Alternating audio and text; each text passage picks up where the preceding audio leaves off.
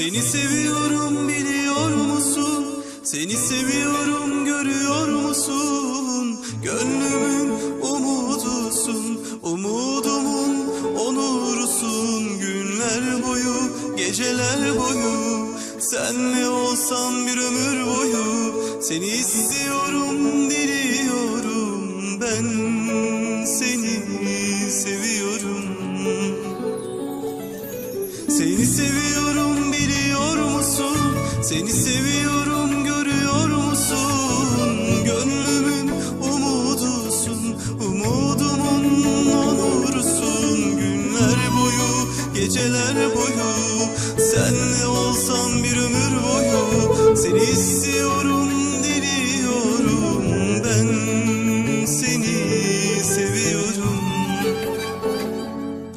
Yüreğimde saklı kudretimle, hem ömürde hem ölümde ben seni seviyorum. Sen sevsen de sevmesen de, gönlüme gelmesen de ben seni seviyorum.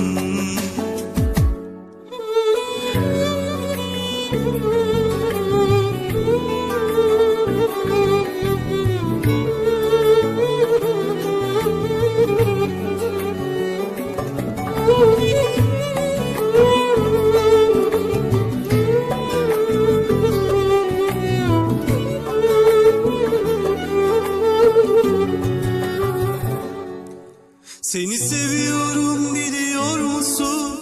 Seni seviyorum görüyor musun? Gönlümün umudusun, umudumun onurusun. Günler boyu, geceler boyu, senle olsam bir ömür boyu. Seni istiyorum, diliyorum, ben seni seviyorum.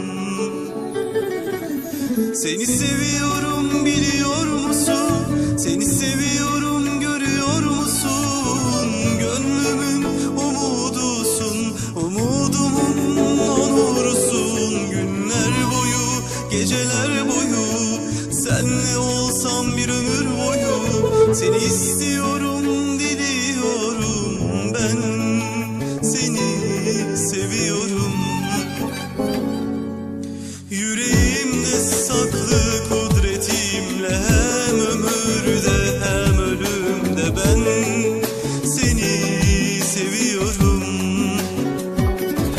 Sen sevsen de sevmesen de, gönlüme gelmesen de ben seni seviyorum. Yüreğimde saklı kudretimle, hem ömürde hem ölümde ben seni seviyorum.